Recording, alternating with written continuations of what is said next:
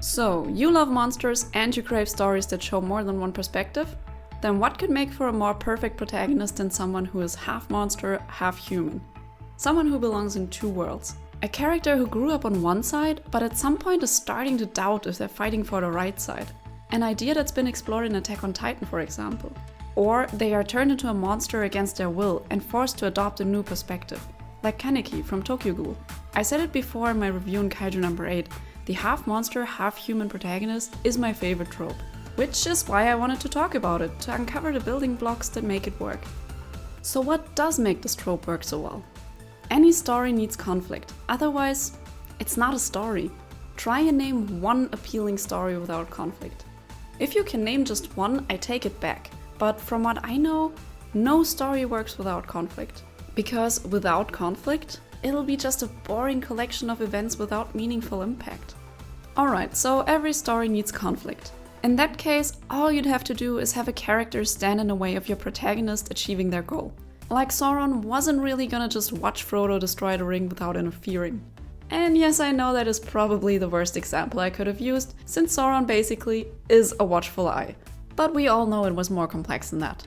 Anyway, some of the greatest stories are written with a clear antagonist and protagonist, and it works. But in this case, there is only one side the reader wants to succeed, and if the story isn't aiming for an utterly depressing ending, it'll probably end with the protagonist achieving their goal.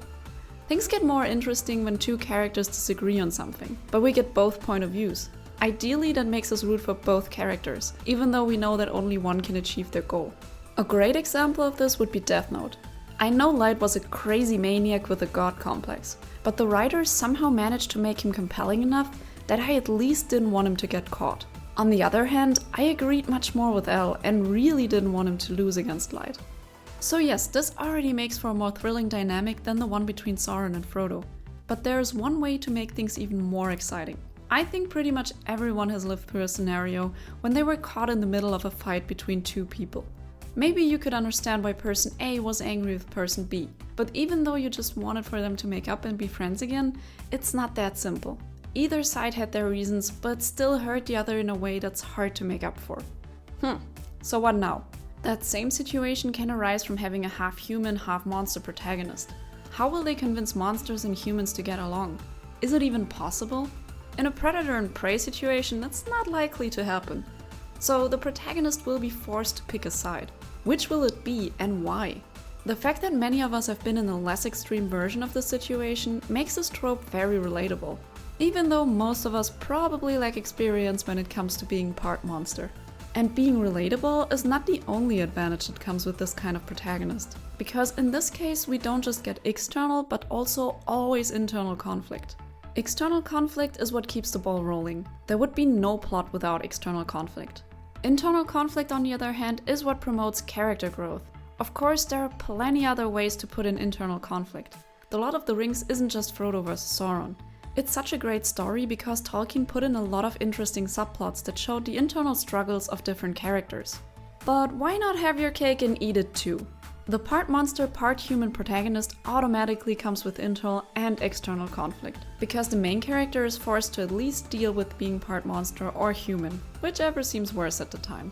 That internal struggle can just come in the form of an identity crisis. Or it can come with another trope, the split personality.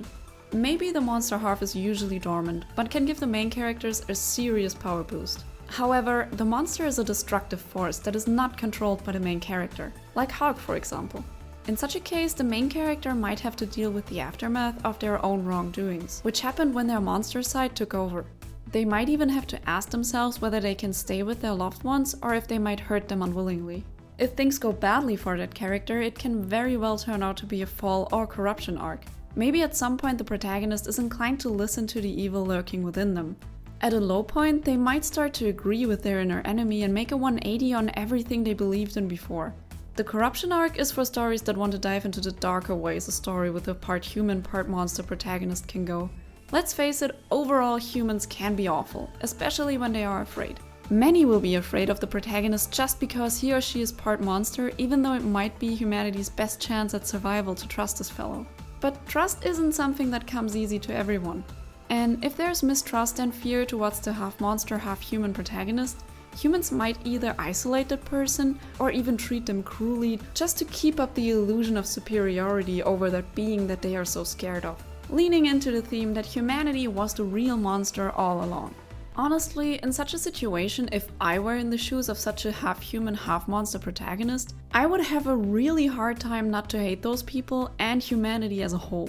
At some point, I'd consider my options and be like, alright, that's it, I've had it, you actually deserve the me you're afraid of. But there's always at least two ways how this can go. Maybe some people are actually supportive enough that the main character is not switching sides despite all that. But in any case, usually the main character will have to pick a side for whatever reason the author gives them. And if the story is written well, the character will be forced to make an active choice whose side they want to be on. And proactive characters are always much more interesting than passive ones. So if you want to write a fantasy story yourself but struggle with characters that are too passive, this might actually be a good way to overcome this problem. And yes, I'm shamelessly trying to tempt you to write a story with my favorite trope, so I may one day read it. So yeah, overall I think I love this trope for three main reasons. It's relatable, it comes with layered conflict, and it allows the story to unfold in many different ways, which makes it less predictable than other tropes. If I managed to get you interested in stories featuring this trope, I put together a small list in the description box below.